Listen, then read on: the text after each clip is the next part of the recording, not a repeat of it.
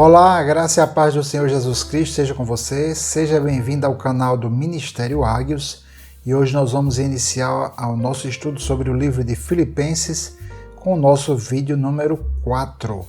E nesse vídeo nós vamos falar sobre uma frase que o apóstolo Paulo cita no livro de Filipenses, algo que é extremamente impactante para nós nos dias de hoje.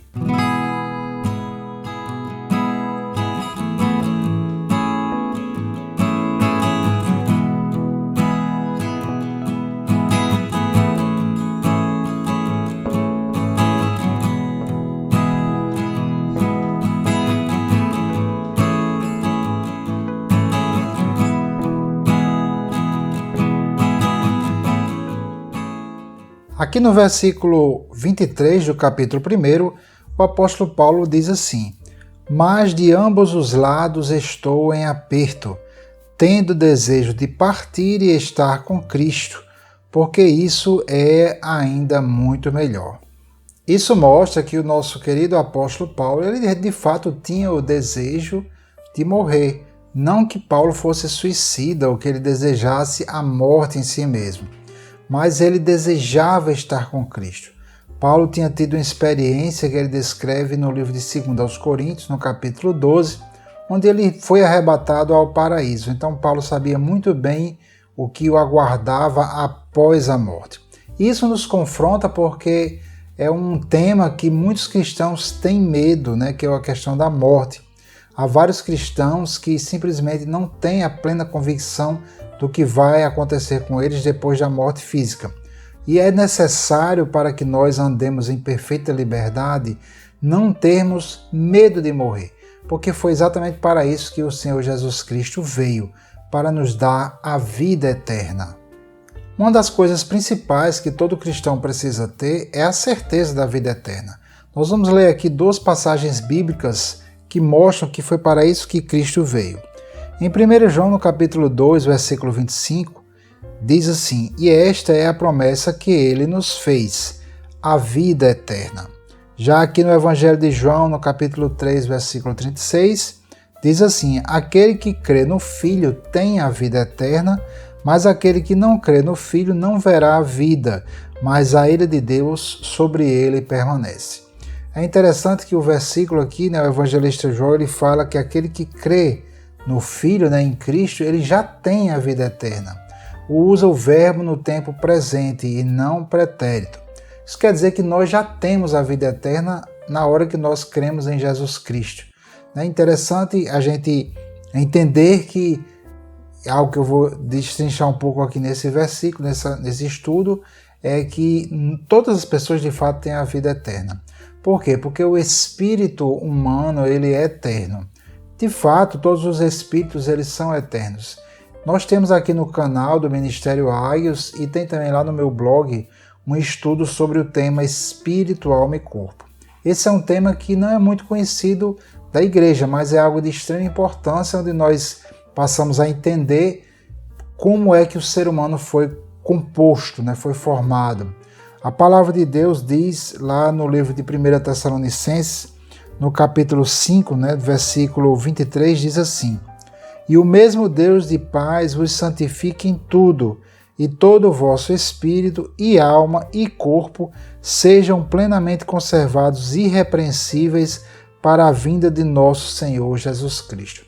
Então aqui mostra um assunto bem interessante, Recomendo, se você não entende bem essa questão, recomendo que você assista aí a nossa série sobre espírito, alma e corpo. Mas a palavra de Deus mostra que o ser humano é feito dessas três partes. O espírito, é essa parte imaterial, é a parte que pertence ao plano espiritual, é um outro mundo. Isso lá no estudo eu explico melhor, que não dá realmente para a gente entrar a fundo nesse tema. Mas o nosso espírito, ele pertence ao mundo espiritual, ele é como Deus, Deus, ele é espírito, os anjos são seres espirituais. Lá no livro de Hebreus diz que eles são espíritos ministradores. Os próprios demônios são chamados na palavra de Deus por espíritos imundos, Então nós temos seres espirituais, ou seja, eles não têm um corpo físico.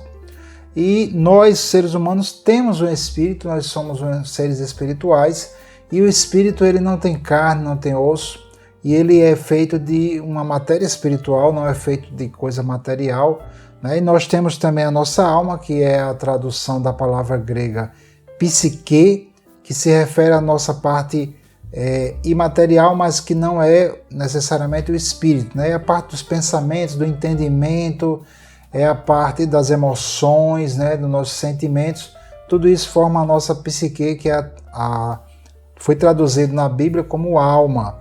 E nós temos o nosso corpo, que é essa parte física que você vê, que tem os músculos, tem toda essa parte, mas o nosso corpo ele tem vontades próprias também, né?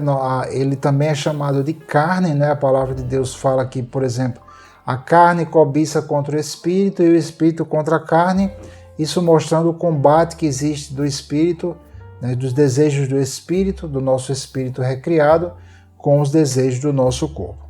Então, o que é que aconteceu quando o homem pecou? Lá no livro de Gênesis. Lá no livro de Gênesis, no capítulo 2, Deus falou para Adão que o homem não deveria comer da árvore do conhecimento do bem e do mal, porque no dia em que dela comeres, certamente morrerás. E o que é que acontece quando nós lemos o texto bíblico lá no livro de Gênesis, no capítulo 3? Ali nós vemos o homem desobedecendo a Deus, né? O homem com a sua mulher, comendo daquela árvore do conhecimento do bem e do mal.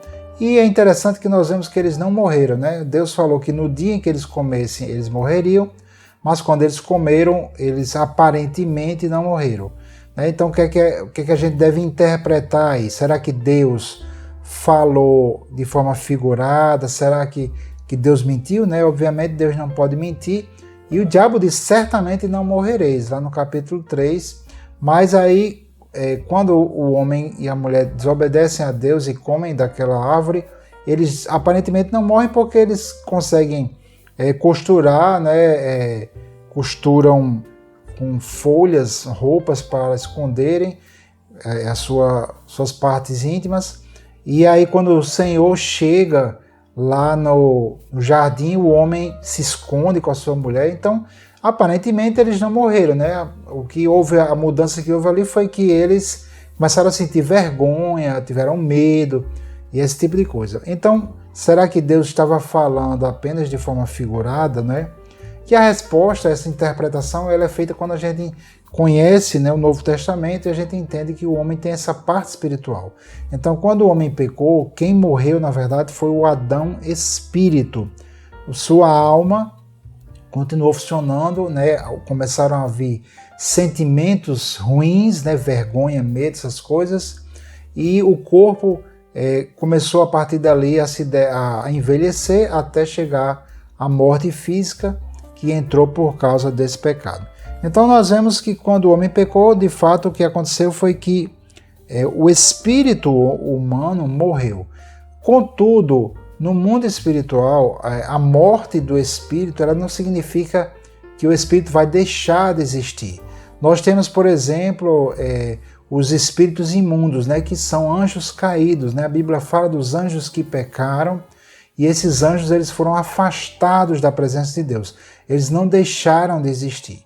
Então isso nos mostra que a morte no nível do espírito ela não é a cessação da existência, mas a morte ela é simplesmente uma separação eterna de Deus.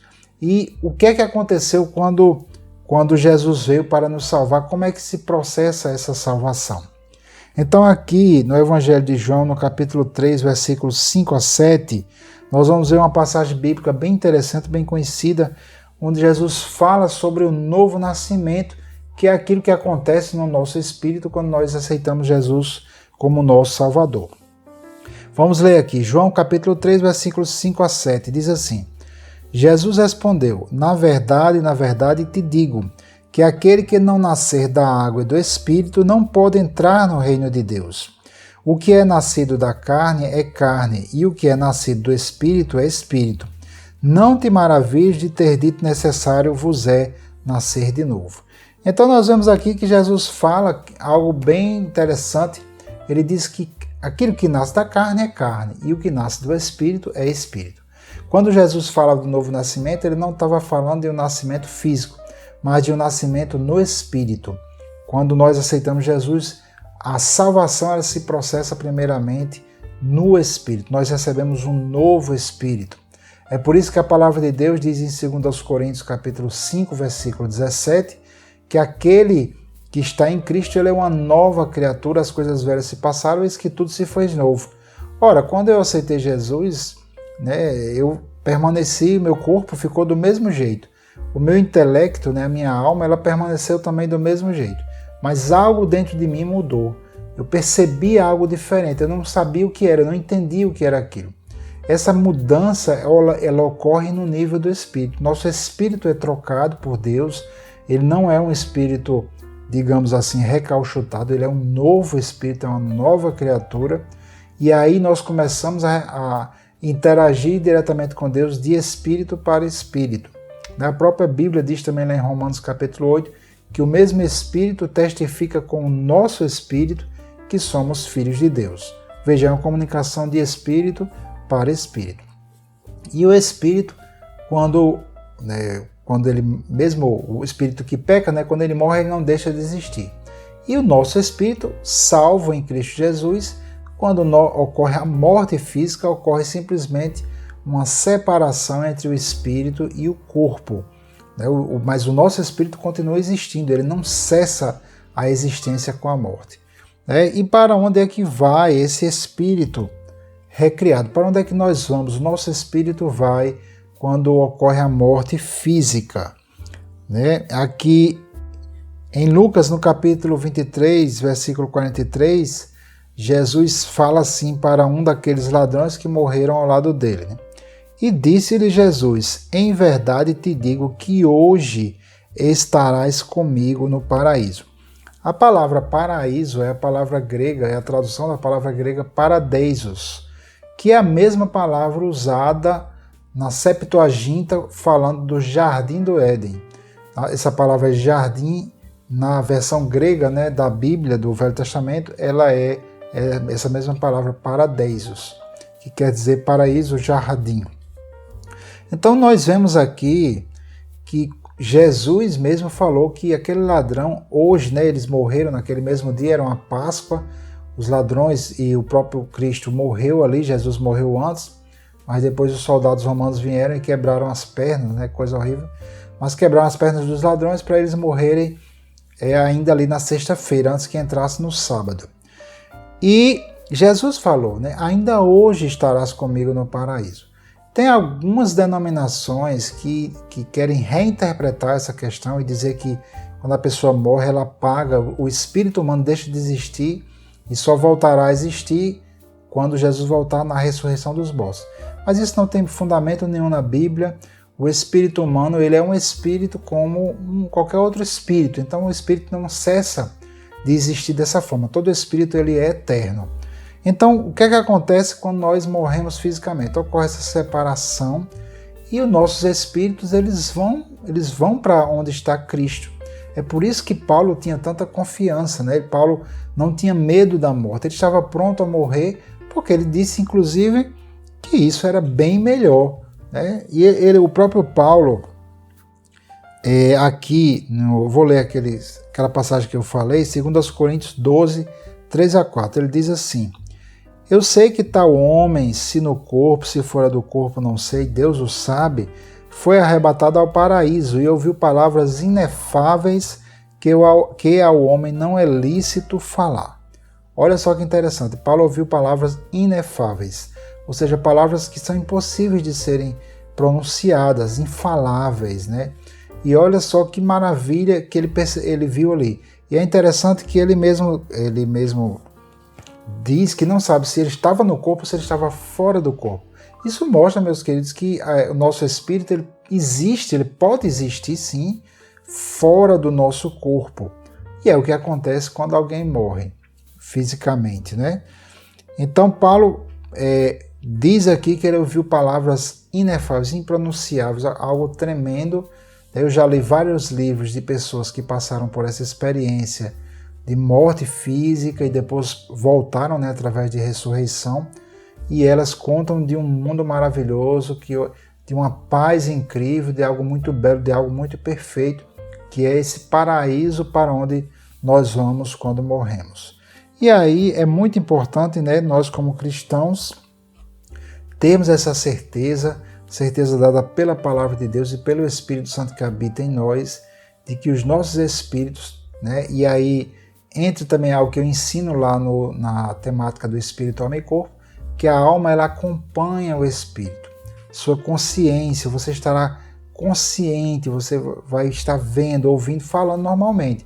Você vai estar separado do seu corpo terreno, mas a própria palavra diz que nós já temos de Deus um tabernáculo feito por Deus para nós, quando este tabernáculo terreno se desfizer.